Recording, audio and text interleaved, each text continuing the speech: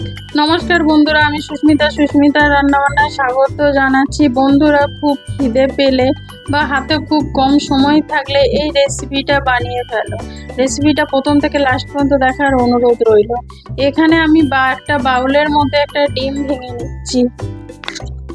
এখানে আমি একটা ডিম প্রথমে ভেঙে নিচ্ছি। আমার ছেলে সন্ধ্যাবেলা আমি যখন রুটি করছিলাম তখন হঠাৎ এসে বলল, মা খিদে পাচ্ছে, সেই জন্য কি বানাবো ভেবেই পাচ্ছিলাম না। তাই এইটা আমি চট করে হাতের কাছে করে নিলাম। সেটাই তোমাদের সাথে আজকে আমি শেয়ার করছি যে চট করে কি তোমরা নাস্তা বানিয়ে ফেলতে পারবে। দেখো, একটা ডিমের মধ্যে একটু পেঁয়াজ কুচি, লঙ্কা কুচি আমি দিয়ে দিলাম। এর মধ্যে দিয়ে দেবো স্বাদ মতো নুন।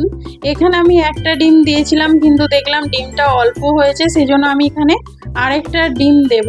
ডবল ডিম দিয়ে আমি এখানে বানিয়ে নেব।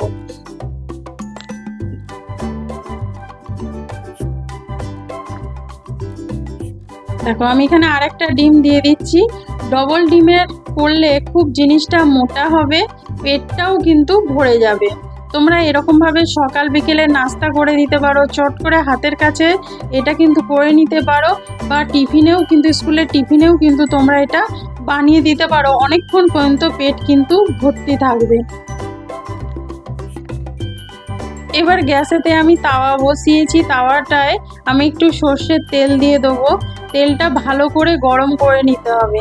এবার খুন্তির সাহায্যে আমি তেলটাকে তাওয়ার চারিদিকে দেখো লাগিয়ে দিচ্ছি।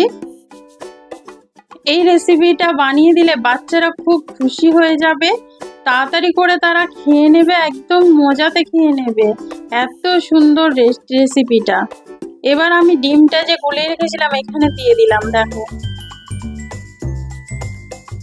এবার লো আঁচে এটা আমি বানিয়ে নেব। প্রথমে 1 মিনিট একটু ডিমটাকে ভেজে নেব। এখানে ডিমটা ভাজা হয়ে গেছে। এবার আমি যে সন্ধ্যাবেলা রুটি বানাচ্ছিলাম সেখান থেকে একটা রুটি নিয়ে এই ডিমের মধ্যে দিয়ে দিলাম। দিয়ে এবার খুন্তির সাহায্যে ভালো করে একটু চেপে চেপে এটাকে বসিয়ে দেবো, যেন ডিমের সাথে ভালো করে আটকে যায়। তোমাদের যদি রুটি বেশি হয়ে যায় তোমরা কিন্তু চট করে এই রেসিপিটা বানিয়ে ফেলতে পারবে। বড় থেকে ছোট সবার খুব পছন্দ হবে। বাসি রুটি থাকলে না অনেকে খেতে চায় না, এরকম করে বানিয়ে দেবে, দেখবে খুব খুশি হয়ে যায়। বা বাচ্চারা রাত্রেবেলা বায়না করে যে রুটি আমি খাবো না, তোমরা কিন্তু এরকম করে বানিয়ে দেবে, দেখবে একটা রুটিতে তাদের অনেকটাই পেট ভর্তি হয়ে যাবে। এরকম ডবল ডিমের অমলেট দিয়ে যদি তোমরা বানিয়ে দাও। এবার এর মধ্যে আমি একটু টমেটো সস দিয়ে দেবো।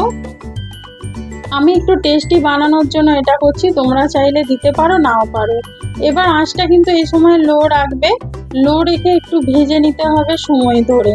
দেখো, আমি পুরো সসটা লাগিয়ে দিলাম চারদিকটা, দেখতেই পাচ্ছ, যাতে ভালোভাবে নিচেটা একদম ভাজা হয়ে যায় ডিম বার পরোটাটা। এটা কিন্তু এত সুন্দর খেতে লাগে, তোমরা নিজেরা না বানালে বুঝতে পারবে না। অবশ্যই একবার বানিয়ে দেখো, তারপরে আমাকে কমেন্ট করে জানাবে যে কেমন লাগলো। এর ওপরে আমি একটু চিজ গ্রেট করে দিচ্ছি। দেখো, এরকম ভাবে চিজ একটু গ্রেট করে দেবে, আর এই গরম অবস্থাতে দিলে কিন্তু চিজটা খুব তাড়াতাড়ি গলে যাবে।